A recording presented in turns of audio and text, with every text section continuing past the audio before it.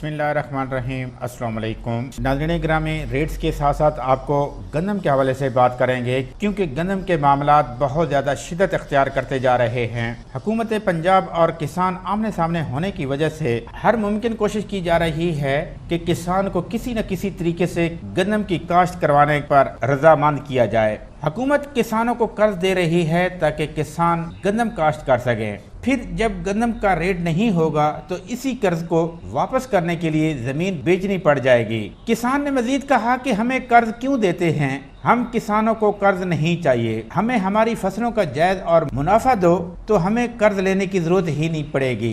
हुकूमत किसान को खुशहाल करने की बजाय कर्जदार करने पर क्यों तुली हुई है।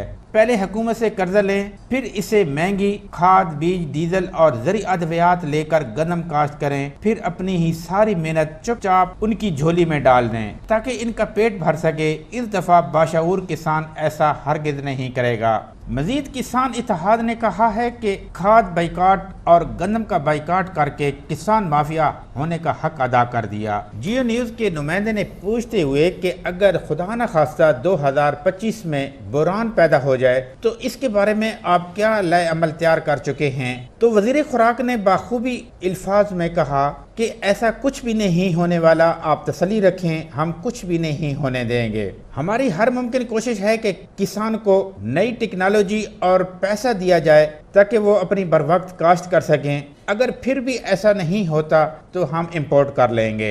हम अपने किसान भाइयों से ये गुजारिश करेंगे कि बिल्कुल सोच समझकर गंदम की काश्त कर सकते हैं क्योंकि हुकूमत ने किसी सूरत गंदम का रेट 2600 रुपए से ऊपर नहीं जाने देना। महकमे खुराक जो किसानों से गंदम खरीदता था वो महकमा भी ख़त्म कर दिया गया है और किसान से गंदम नहीं खरीदी जाएगी। हुकूमत ने कमोडिटी कंट्रोल करने के नाम से नया महकमा बनाया है जो रोटी और इशाए खुर्दनोश की कीमतें तय करेगा। ज़ाहिर है रोटी की कीमत कम रखी गई तो गंदम की कीमत खुद ब खुद कम हो जाएगी। फैसला सोच समझ के करें क्योंकि 2600 रुपए तो सिर्फ नुकसान ही है। गंदम 2600 रुपए फी मन बेचने से बेहतर होगा कि मुतबादल फसलें लगाएं या जमीन ही खाली छोड़ दें। तारिक नईम शाह की राय भी आपको बताते चले कि अब वक्त आ गया है कि किसान फसलों पर इन्वेस्टमेंट में कमी लाए। अंधाधुन महंगी खादों का इस्तेमाल करके बम्पर क्रॉप्स तैयार करने का फार्मूला ऐसा रखें कि जहां मंडी में खपत भी हो और हुकूमती सपोर्ट प्राइस भी मौजूद हो।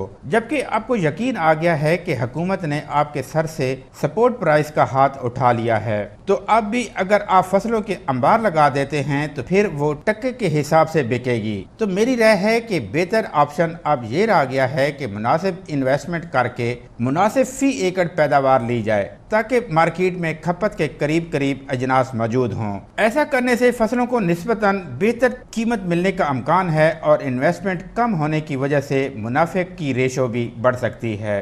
आखिर पे फिर हम यही कहेंगे कि किसान को सोच समझ कर काम करना चाहिए। हम नहीं चाहते कि किसान का नुकसान हो। Thanks for watching. अल्लाह हाफिज़।